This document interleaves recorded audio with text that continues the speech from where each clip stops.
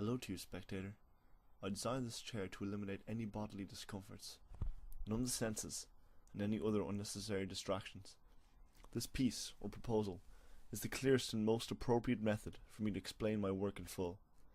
Without this aid, I feel the piece would be confusing and poorly represented. So I would like you, as a participant, to sit back, relax, and let me force my understanding upon you. This project began with my own desire to create a utopia. I couldn't understand why utopias never seemed to work out as they were planned to. Therefore, I felt I had come up with the solution to human existence. The basic idea was to destroy the concept of a home, family, and most other forms of fixed positions. I believed this would make people true individuals, liberated from the restrictions of reputation and independent of their own lives as a constant migration of homeless. However, when I asked people what they thought of my plan for civilization, I encountered several problems I hadn't considered. Quite soon I began to see how my beautiful idea, in practice, could be disastrous. It seemed that, like communism, a beautiful concept in action, being the results of tremendous corruption and millions of deaths. This discovery led to a fascination with the transition of idea and application.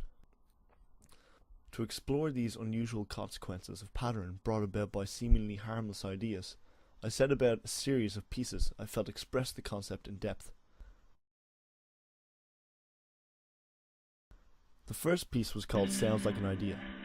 It consisted of a keyboard with words covering every note. I requested anyone in the vicinity to play their ideas or dreams for the world using the words provided on the keyboard. The results were fascinating. In hearing people's ideas through music, I could eventually begin to recognize words by sound of note alone.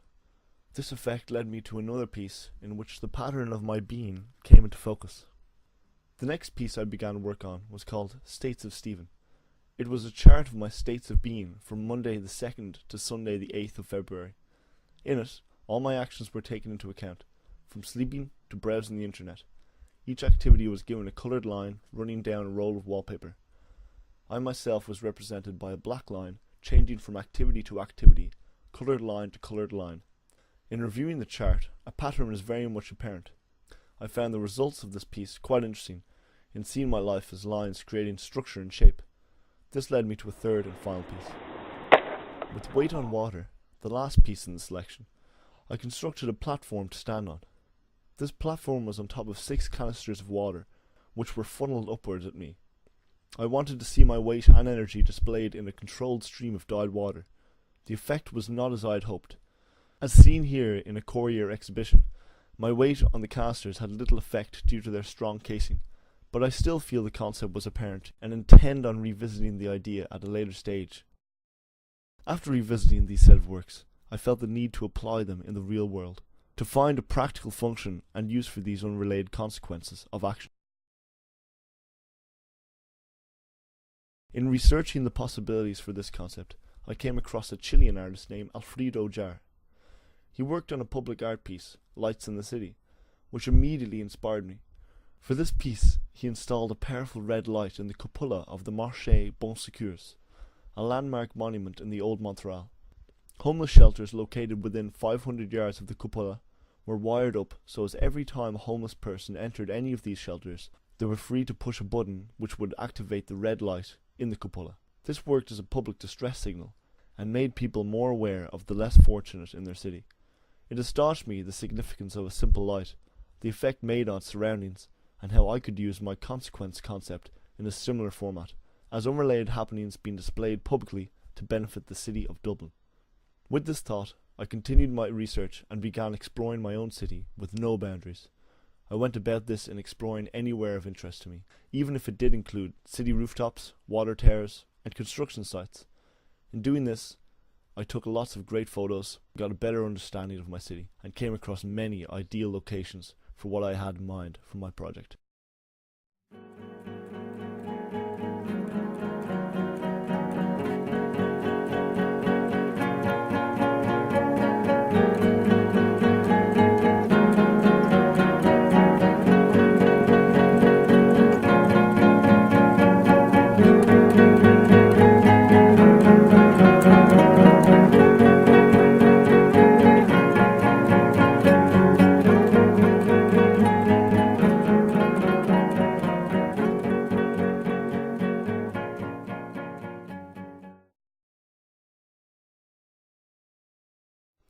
Once I was satisfied with my research, I planned to make a series of designs for public displays, which would symbolize various happenings within the country. The first design was for an occurrence I felt wasn't delivered or engaged with. This was births and deaths within the country. It seemed necessary to have some form of ceremony for the born and deceased of the day. Even a simple light display to symbolize what the public are largely unaware of. The display is designed for Dublin City Hall, having two coloured lights projected onto the pediment of the building. The lights are red and green, red symbolising the deaths of the day, and green symbolising the births. The lights would flash for every birth and death of the day, and finishing with the summary, mixing the lights together with the degrees of births and deaths represented by the intensity of each colour, thus giving passers-by a rough idea of the day, using the shade of the colour to determine if it was a good or bad day. Another design was to display the entire obituaries of the day, including births and marriages, deaths and engagements, in different colours using the lights of the City Hall itself. These lights would be projected on the four main columns of City Hall. I carried out a demonstration of this on City Hall itself, gaining permission to place coloured acetate over the powerful lights and turn City Hall into a rainbow of colour. This concept proved successful, so much that I planned a new design using the same lights idea, but this time demonstrating the financial happenings of the day onto Central Bank, having four coloured lights representing the four most crucial and influential companies in the Isaac Index: CRH, Ryanair, Tullow Oil and Elan. The intensity and size of the light would vary by share value, and so pedestrians could get a rough idea of the country's financial well-being. The next design I worked on was for a demonstration called Birth Blaster. This is an idea for a public symbol of the birth of a citizen. Whenever a baby is born on our island, a geyser-like blast of water and light would erupt out of the Liffey right beside O'Connell Bridge. This would make a glorious but intimate event a public spectacle, thus raising the spirits of the spectator and creating a common and unifying celebration of another life in this world. The fourth and final design in the series of displays was intended for Poolbeg Power Station, to use the two large chimneys as a projector of people's emotions. To do this, electronic opinion devices would be installed on every pedestrian traffic light and walkways along the quays. The idea is that while people are passing by or waiting at the traffic lights, they could express their feelings by pressing one of the following emotions. When the sun goes down that night, the people's emotions would be symbolized by 10 coloured lights, 5 on either side, the right being negative emotions and the left being positive emotions.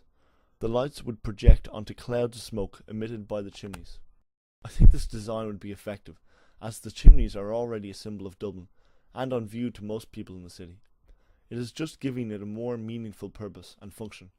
I think this would work as a great signifier of how the city is feeling and bond the two divided sides of the city by the obstacle itself, the Liffey, almost as if the emotions are floating down the river and up into the air as a new day awaits. These pieces made me realise the lack of public display in our own city, and how beneficial they could be to unify the public during these difficult times. Thank you for listening.